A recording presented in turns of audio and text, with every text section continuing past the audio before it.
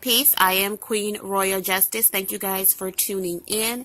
Black women, this message is for you. It is time for us to start purchasing land as a collective. It is time, just like in your investment portfolio, I hope that you are diversifying it and including real estate, but not only real estate, also include land or raw land into your investment deals. It's very important for us to start investing into land so that we can start being able to provide for ourselves. Now let's talk about some of the what you can use the land for.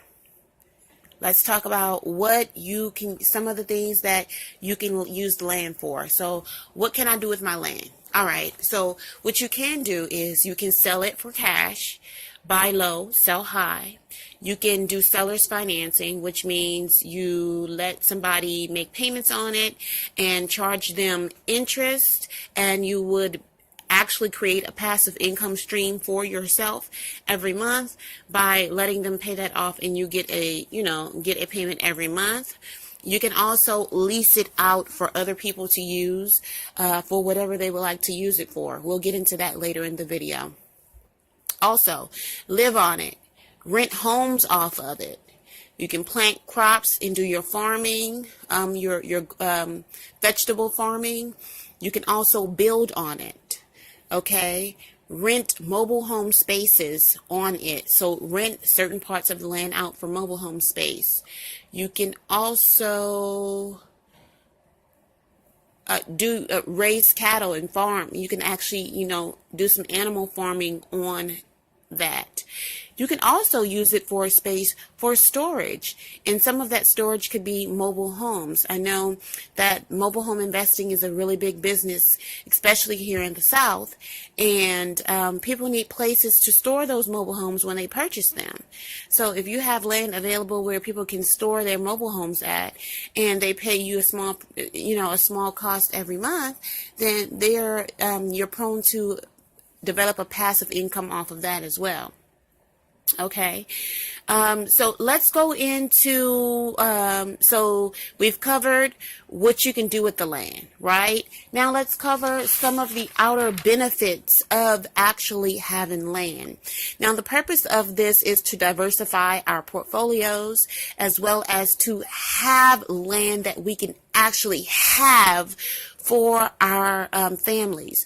I don't think that we understand, since we're city folk and we're Europeanized, we don't understand the value in owning land. Like back in the late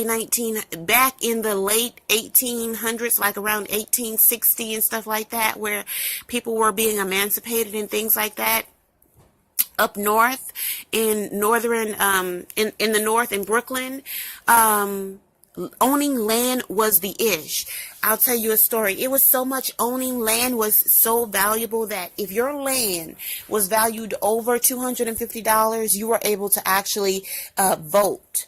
Okay, I'll tell you a story, and this story is it's about Mr. Weeksville. The Weeksville community was established in 1888. And this was James Leaks. His name is James Leaks. So Mr. Leaks, he purchased some property in 1888. And he purchased this property specifically to be able to build a community for black people. Okay, or for people to, live off of, and we can start something.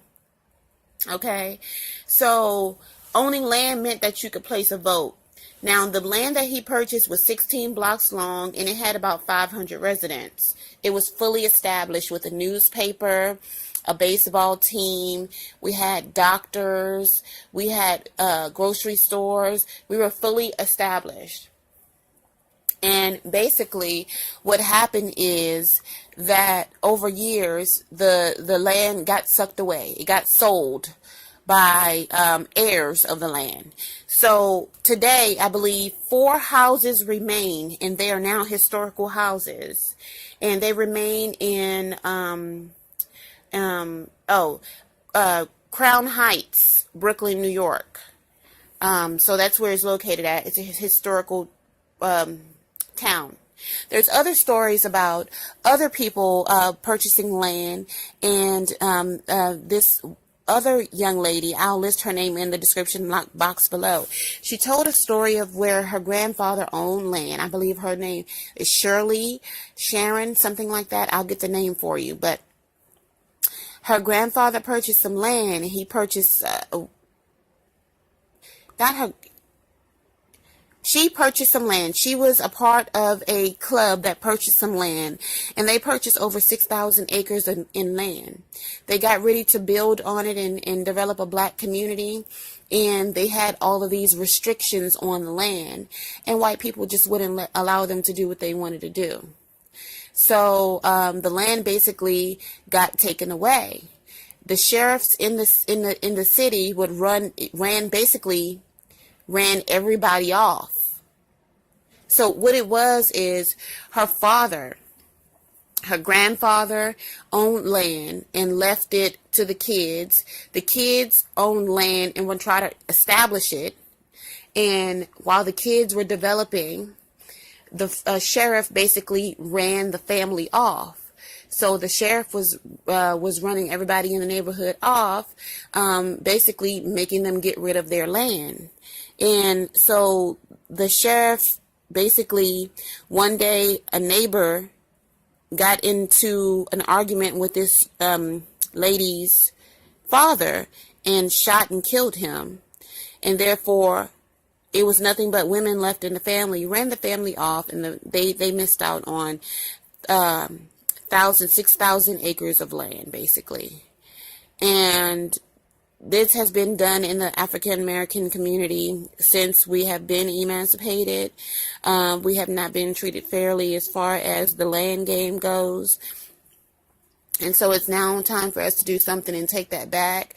Owning land is a very important part of life in the 1800s and in the early 1900s. Now that we are in the 2000s, we don't see the significance of it. We feel that it is a choice, but back then it was something that was mandatory in order for life to be established and to start building wealth. Now, I want to talk about some of the benefits, and the benefits is actually owning the land, saying that you could be proud, feeling proud of yourself that you actually own something. At the end of the day, if this is where you had to go, if this is the only thing you can call yours, this is what you have, and you can do with it what you desire to do with it. Okay, so it's starting to build generational wealth. It's always somewhere for your family to go.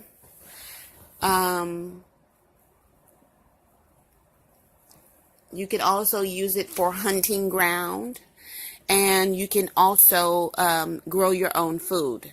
Those are just some of the benefits of purchasing land. Now I want to get back into talking about, you might think that, okay, I'm down to purchase land. How much is land? You can purchase land from anywhere from $1 on up. It just depends on where the land is and where it's located and what resources it offers. You can find land in all over social media. I'm guessing if you join certain groups that buy and sell land. You can also look on Craigslist, Google. There's certain land websites. You can even go to the government clerk. You can go to the government sites and put buying land in whatever city and state that you're located in, and that will show you the land that is available for purchase. Now, what do you look for when you want to purchase land? Well, it depends on what you want to do with it. If you're just using it to diversify your portfolio, then, some things won't matter. But if you're looking to make a profit off of your land, some of the things that I think that's great to look for is to keep in your mind that if you do want to establish this land, you're going to have to do cleanup. So if there's any brush, trees, and all of that, you have to determine whether you're going to be able to have enough manpower and financially afford to be able to do the cleanup for the land. You also want to look for a nice level, not so many hills. Level land allows you to have a nice crop. It allows you some organization. You have sight. You can see. And it's more valuable because it's level. Like, you can see what you're working with. It's neater. You also want to look for some good soil. You can also have your soil tested. You want to look for water and electricity. And the number one thing that you want to look for is a no restriction land. That means that this land doesn't have any HOA fees, which are homeowners association fees. You want to make sure that there are no limitations as far as the size house that you need to build, if you need to build a house, if you can build a house, if you can have an RV on the land, if you can have animals, if you are able to use the land for whatever you intend to use it for. Those are some of the things that you want to consider when purchasing land. Now, things to know when actually purchasing the land: you should always resort to the county clerk. The county clerk could tell you information about the taxes on land, and the taxes are about $80 for a small portion of land. They will be able to tell you if there's any liens on the property, if it's residential or commercial or both. You want to, any questions that you have, you can direct towards the county clerk's office, and they'll be able to tell you that. Also, they'll be able to give you any dates for, if water wells are being dug, if electricity is going to be put in that area, they can also let you know about that. Okay. Other things that you can do with the land. What to do with the land? You can sell it. You can develop it. You can use it for development deals for businesses, corporations. You can also establish communities with it. You can rent as camping grounds. You can do the Airbnb type thing. Or you can also have a rental property actually on the land specifically for the Airbnb. You can do camping and renting homes. You can also use it for RV storage and boat storage. Billboard. People can rent spots on a spot of your land for billboards.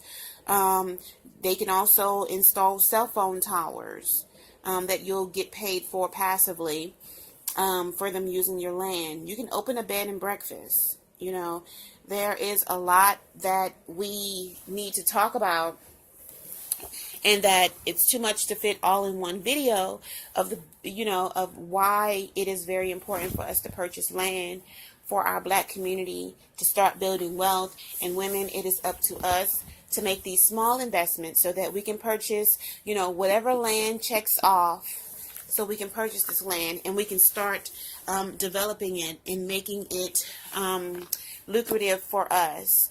And whatever we choose to do, whichever way we choose to go with our land, whether we choose to live on it and make it resourceful for ourselves, or own it and let others use it, we need to start owning land as a part of diversifying our portfolio, as well as building structure for our families. So Black women, it's time to purchase land.